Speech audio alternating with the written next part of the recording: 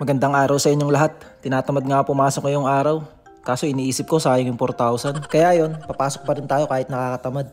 Tinuturo nga pala sa akin dito ni Kuya Kevin yung gagawin. Ako lang kasi may iwan dito. Doon siya sa labas magtatrabaho, mag-i-spray siya ng hardin namin. Ito nga pala yung gagawin ko, magtatanggal ng tubig sa mga container. After ko matanggalan ng tubig yung mga container, ipapasok ko siya dito sa oven. After ko mapasok yung mga container, isasara ko lang tong pinto at bubuksan ko na yung gas. At i-start na din natin yung oven. After ko nga masalang sa oven yung mga container, pinuntahan ko si Kuya Kevin sa ginagawa niya.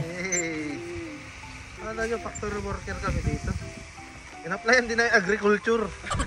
Sama na para sahod. At dahil wala kang ganong gawa sa company namin, ayun na lang pinagawa kay Kuya Kevin. Kaya nga lagi ko sinasabi sa mga vlog ko, mas gusto pa namin na may trabaho dito sa company. Kasi pag wala kaming trabaho, kung ano-ano yung inuutos ng boss namin. Pero okay lang din. Ang hirap naman din kasi magpanggap na may ginagawa kahit wala naman. At dahil tapos ko nang tanggalan ng tubig itong mga container, tatanggalan ko naman siya ngayon ng mga belbu. Kung tutusin itong mga gawa sa company namin, mabilis lang talaga siyang gawin. Bali pinapatagal lang talaga namin para hindi kami mawala ng gagawin. Bali ito pala mga container na tinanggalan ko ng tubig, mga reject na siya, kaya ilalabas na namin. Buti na lang pala naranasan ko yung hirap ng trabaho sa Pilipinas bago ako makarating dito. Nag-factory worker muna kasi ako sa Pilipinas bago ako pumunta dito sa Korea. Kumbaga tinry ko muna kung kakayanin ko ba magtrabaho sa factory. Kinaya ko naman kahit mahirap. Grabe kasi sa Pilipinas, sulit na sulit yung bayad sa inyo. Tapos ang liit naman ng sweldo. Kaya nung nakarating ako dito sa Korea, sabi ko basic na basic yung trabaho dito. Walang wala sa Pilipinas. Maganda pa dito, madaming benefits tsaka malaki yung sahod. Makakaipon at makakaipon ka talaga. Biruin mo, 80 to 150,000 ang kaya mong kitain sa loob ng isang buwan. Pero depende yan sa company na mapapasukan nyo. Isipin nyo na lang, 80,000 yung pinakamaliit na pwede nyo sahurin sa isang buwan. O diba napakalaki nun? Kaya kayo kung nag-iisip kayo na mag-abroad, subukan nyo dito sa Korea. Promise, hindi kayo magsisisi. Mabalik tayo sa ginagawa ko.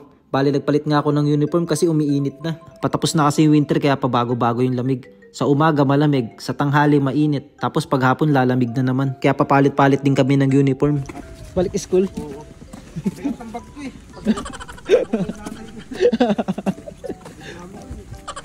Bumalik na ulit ako sa Gisuksa at nagpalit ulit ako ng damit. Lumalamig na naman kasi ngayong hapon. Bali ito naman nga yung gagawin namin ngayon.